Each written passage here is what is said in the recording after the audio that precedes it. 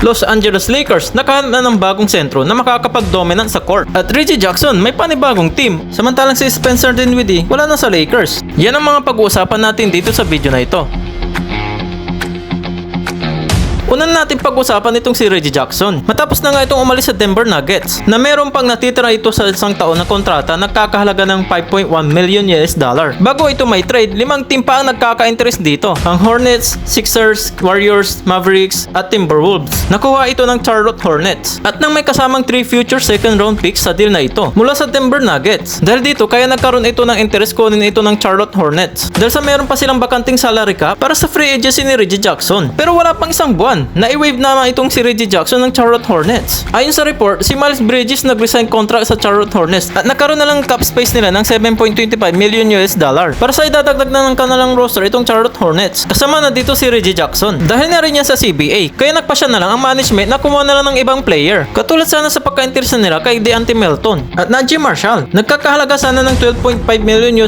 Pero kinuha agad ito ng Philadelphia 76ers. At ito na rin ang kanyang pinili na team na mas kilalang contender team sa East. At makakasama niya dito ang tatlong superstars na sila Paul George, Tyrese Maxey at Joel Embiid. Sigurado magiging possible backup niya dito si Kyle Lowry. Si Reggie Jackson na-draft ito ng first round pang 24 pick na Oklahoma City Thunder ng taong 2011 at pinanggalingan niya na rin ang Detroit Pistons at Los Angeles Clippers. Isa rin si Reggie Jackson na nag-champion sa Denver Nuggets taong 2023 at nag-average ito ng 10.2 points at 3.8 assists at nakapaglaro ito sa nakarang season ng 82 games sa Denver Nuggets.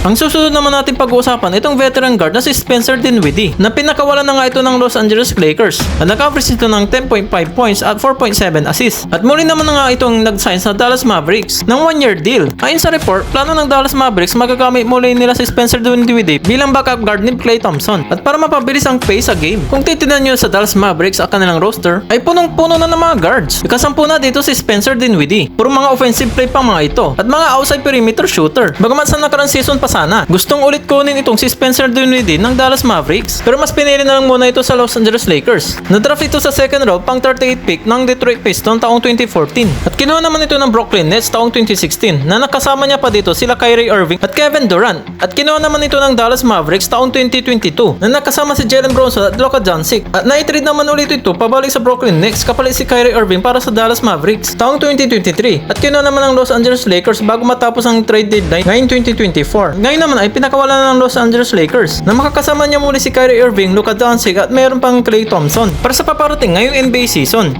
Baka maaari muna kayo mag-subscribe sa akin channel.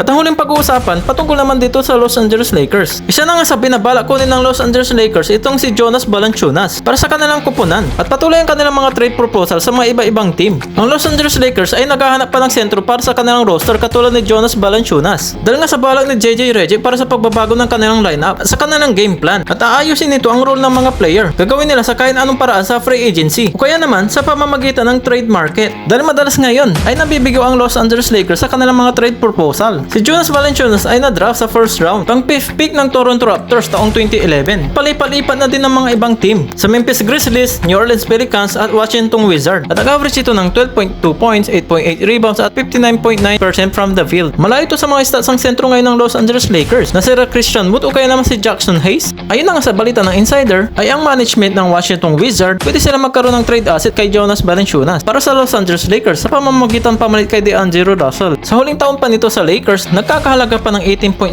million at kasama pa yan sa kanilang mga minimum player na sila Jackson Hayes, Cam Reddish o kaya naman si Christian Wood. Kung mabibigay nila ang kagustuhan ng Washington Wizards sa pamamagitan ganitong trade deal, sigurado si Valanciunas posibleng gawin nilang starting lineup bilang sentro sa Los Angeles Lakers. Ano kaya masasabi niyo sa mga players ng bagong destination sa team? Sila Reggie Jackson, Spencer Dinwiddie at itong si Jonas Valanciunas. Paki-comment naman sa section sa baba.